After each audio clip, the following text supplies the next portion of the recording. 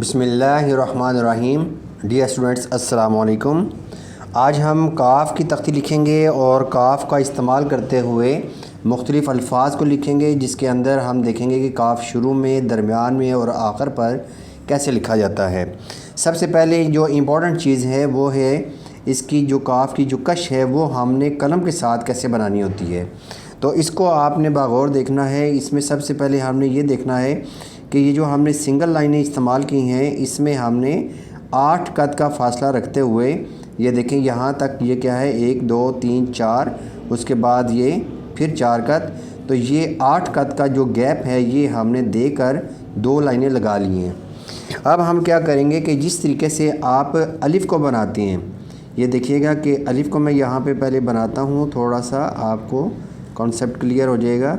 ये मैंने अलिफ़ को बनाया है और अलिफ़ को अगर आप अपोज़िट करें, यानी कि अलिफ़ के अपोज़िट लिखें, इसको उल्टा करके अलिफ़ को लिखें, तो फिर ये देखिएगा कि आपने हल्का सा ये नोक के साथ ये टच किया, ये देखें नोक बनी, और उसके बाद फिर आपने पूरे कद को दबा के फिर आपने बनाना है। ये देखें कि अलिफ़ जो है ये इसके अपोज़िट एक और अलिफ़ बना है, ठीक है। अब हमने काफ़ की कश इस तरीके से बनानी है। जो नए स्टूडेंट हैं वो मिस्टेक करते क्या हैं कि इसको ऐसे सीधा सीधा बना देते हैं, ठीक है। इस तरह सीधा नहीं बनाना, आपने इसको, इसकी जो नोक पलक है उसको आपने देखना है, जिस तरीके से अलिफ़ बना है वैसे बनाना है। अब हम काफ़ को लिखते हैं। काफ़ को हम लिखेंगे यहाँ से, अलिफ़ को हमने तकरीबन ये 5 कद का बनाना है लंबा, और यहाँ पे जिस तरीके से आपने ये एंड किया है वैसे ही उसी एंगल पे आपने कद को रखते हुए आपने छोटी बे बनानी है। अब ये कितनी छोटी होनी चाहिए, ये तकरीबन होगी 3 कद की, ठीक है। और इसके ऊपर हमने कश बनानी है, तो अब हम यहाँ से 45 डिग्री के ज़ाविये पे कश को बनाएंगे। ऐसे नोक के साथ नोक मिला के इसको फिर आप इस तरह इसकी जो सेटिंग है वो आप कर सकते हो, ठीक है। तो अब ये देखना है कि आपने काफ़ की जो कश है वो इस तरीके से नहीं लगानी। ये देखें यहाँ पे नोक पलक जो है वो ठीक नहीं है, नोक के साथ नोक मिलानी है। जैसे यहाँ पे बारीक है, इसी तरीके से बारीक होना चाहिए, ये मोटा नहीं होना चाहिए। और यहाँ पर भी देखें कि ये जब आपने अलिफ़ बनाया है साथ बे को बनाया, तो यहाँ पर भी बारीकी है, तो इस चीज़ का आपने ध्यान रखना है। अब हम इसके ऊपर दूसरी कश बनाते हैं। ये है छोटी कश बनानी है, और ये देखें इधर से बराबर होगी हॉरिजॉन्टली, और यहाँ से इस तरफ आपने बराबर करना है इन दोनों को, ठीक है। और ये तकरीबन बन जाएगी 3 कद की जो कश है वो बनेगी। अब हम लिखते हैं काफ़ अलिफ़ का। तो काफ़ अलिफ़ का को लिखने के लिए हमने यहाँ पे अलिफ़ को बनाना है। ये देखें दोनों लाइनों के दरमियान से तकरीबन आप अलिफ़ को लेके आएंगे, ये बनाया। यहाँ से फुल मोटाई करके थोड़ा सा तिरछा करते हुए आपने, ये तिरछाई में ऊपर जा रहा हूँ, और सेंटर में मैंने नज़र को यहाँ पे जमाया हुआ है, ठीक है, कि मैंने यहाँ से एक कद का दायरा बनाना है।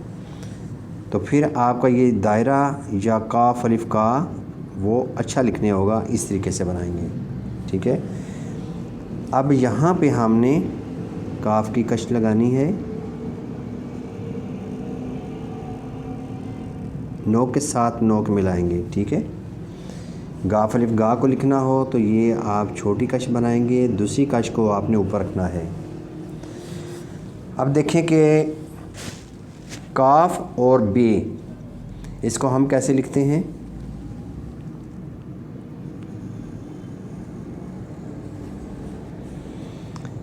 नोक के साथ नोक मिला के अलिफ़ बनाया है। अब नोक के साथ ही आपने ये देखें आधा कत बना के ये छोटी सी आपने मदनुमा ये बनाना है, इसको जोड़ को, ये जोड़ बना के फिर आप इसके साथ ये थोड़ा सा तिरछा रख के यहाँ पे सीधा करते जाएंगे, सीधा करते जाएंगे। कद को सीधा कर लिया, बिल्कुल सीधा कर लिया ऊपर की तरफ। ये देखें कद की जो डायरेक्शन है, इसका एंगल है, ये बिल्कुल वर्टिकली है, ऊपर नीचे से ये बिल्कुल इस सीध में है। ठीक है, तो इस तरीके से आपने बनाना है। और यहाँ से मैं कैसे किया है, यहाँ से यूँ तिरछा लेके गया हूँ। अब अक्सर स्टूडेंट क्या करते हैं कि यहाँ से एकदम गहराई दे के फिर लेके जाती हैं, तो ये हल्की हल्की सी, ये देखें हल्की सी ये कर्व जा रही है। तो इस तरीके से बनाना है। और इसका ये जो जोड़ है ये एक कद का आपने बनाना है। ये देखें यहाँ से ये छोटी मद है, ये एक कद की बनी है। अब आप यहाँ पे ते के नुक्ते मैं लगा देता हूँ। ते के नुक्ते देखें कि ये लाइन लगाई तो ये नुक्ते बिल्कुल आधा नुक्ता नहीं आना चाहिए, आधे से ज़रा कम इसके अंदर रखना है आपने। ठीक है, और एंड से यहाँ से आप हल्की सी कर्व भी कर सकते हैं और सीधा भी इसको छोड़ सकते हैं। काफ ते कत हमने लिखा। अब हम लिखते हैं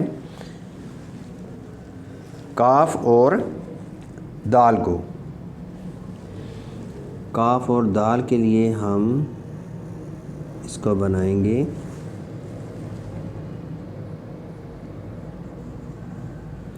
यहाँ पे रोका, और ये देखें इसी डायरेक्शन में, जिस डायरेक्शन में हमने छोड़ा है इसी डायरेक्शन में आपने कट को रखा।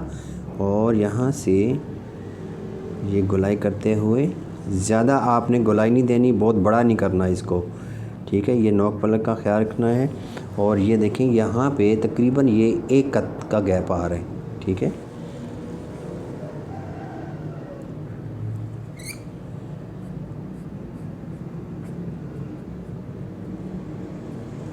इसको डायरेक्ट भी बनाया जा सकता है, जिनकी प्रैक्टिस है आप डायरेक्ट भी बना सकते हैं। लेकिन अगर आप मोटी कलम के साथ लिख रहे हो तो डायरेक्ट बनाने में ज़रा दुश्वारी होती है, तो इसलिए आप थोड़ी बहुत जो है ना ड्राइंग कर सकते हो। लेकिन ख़ताती में ये होता है कि आप ज़्यादातर ख़ताती करते हैं, ड्राइंग नहीं करते। अब हम आगे लिखते हैं काफ रे कर को। तो काफ रे कर को मैं यहीं पे लिखता हूँ ताकि काफ दल कद और काफ रे कर दोनों में फ़र्क जो है वो आपको वाज़े तौर पे नज़र आए। इसको सीधा आप लें, थोड़ा ऊपर ही रखा मैंने, यहाँ से देखें ये नीचे है और इसको मैंने एक हाथ ऊपर रखा। अब यहाँ पे मैंने इसको थोड़ा सा आगे लेके जाना है और यहाँ पे फिर मैंने काफ रे कर को लिखा। अब देखें कि अगर आप काफ और बे, जो कश्ती नुमा बे है, लंबी बे है, उसके साथ आप काफ का जो जोड़ है वो कैसे लगाएंगे।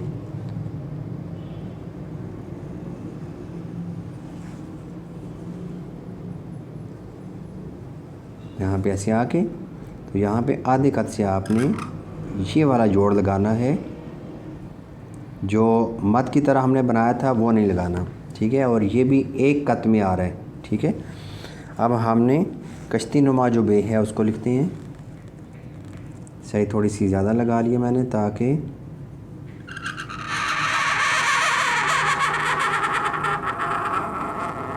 यहाँ पे आके आपने कद की डायरेक्शन चेंज कर दी है। ठीक है, यहाँ पे कद की डायरेक्शन चेंज करनी है। यहाँ पे स्टार्ट में देखें ऐसे था कद, ये देखें इस तरीके से था, और ये देखें आपको इसके जो स्ट्रोक्स हैं, ठीक है, वो नज़र आ रहे होंगे कि आहिस्ता आहिस्ता कद को मैंने चेंज करते हुए इस डायरेक्शन में ले गया हूँ। ठीक है, और अक्सर देखा है कि कुछ खतात क्या करते हैं कि इसको सीधा ही ले जाके इसी डायरेक्शन में रखते हैं। ठीक है, जो नए स्टूडेंट्स हैं या जो सीख रहे हैं खताती में मिस्टेक जो करते हैं कि इसको सीधा लेके आते हैं। सीधा नहीं लेके आना, आस्ता आस्ता इसको चेंज कर लेना है। ठीक है, बाद में फिर उसको सही करते रहते हैं तो वो अच्छी खूबसूरती नहीं आती उसके अंदर। तो इस तरीके से आप काफ और बे को लिख सकते हैं। अगर मैं लिखता हूँ काफ और हे, ठीक है, क्योंकि यहाँ पे जगह मेरे पास मौजूद है तो मैं यहाँ पे इससे फ़ायदा उठाते हुए काफ और हे यानी कि हाय हवस को लिखता हूँ। इसमें अब मेरे पास जगह कम है तो मैं अलिफ वाला नहीं बनाऊँगा, बल्कि इसको मैं बना देता हूँ, ये गोल अलिफ जो है इसको मैंने बना दिया। ठीक है, और यहाँ से मैंने जो तिरछा रख के ये ऊपर गए और साथ ही इसको कंप्लीट किया। और यहाँ पे देखें तकरीबन ये एक कद का बीच में ये एक दायरा बन रहा है। ठीक है, इस तरीके से आप बना सकते हैं इसको। और इसको लंबा करके भी अगर बनाना है तो आप इस तरीके से बना सकते हैं।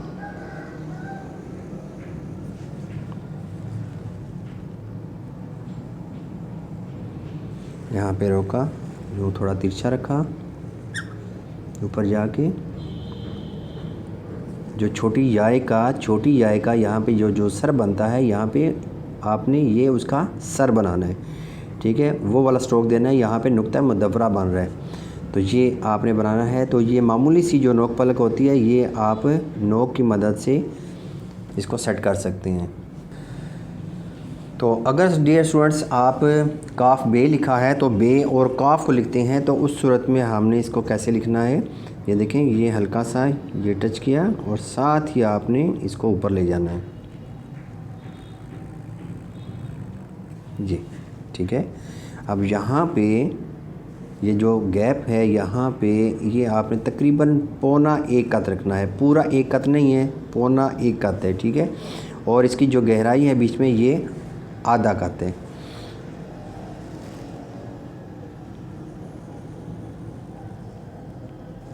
नोक के साथ नोक मिलाई और यहाँ पे सही का हमें ख्याल रखना चाहिए था, सही थोड़ी सी ज़्यादा लग रही है क्योंकि मैंने दवात के अंदर देखें पानी ज़्यादा डाल दिया है, ठीक है।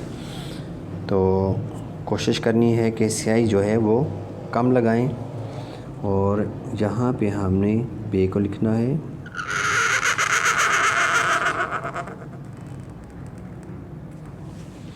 अब देखें कि अक्सर स्टूडेंट क्या करते हैं कि इसके अंदर से ये जो गैप है, ये गैप नहीं रहता, नोक यहाँ पे मोटाई कर देते हैं, यानी कि बिल्कुल साथ से स्टार्ट करते हैं। तो ये आपने काम नहीं करना, इधर से बिल्कुल देखें ये बारीकी है, ठीक है, ये बारीकी है यहाँ से।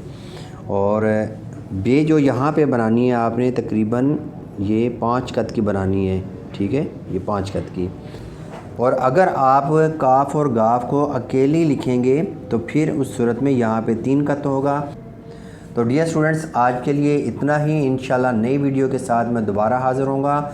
और ये वाली जो तख्ती है काफ की, इससे हम मुख्तलिफ़ अल्फाज को भी लिखेंगे इंशाल्लाह। ये तकरीबन इस पे 2-3 वीडियोस बनेंगी, ठीक है। तो इसको आप बागौर देखिएगा।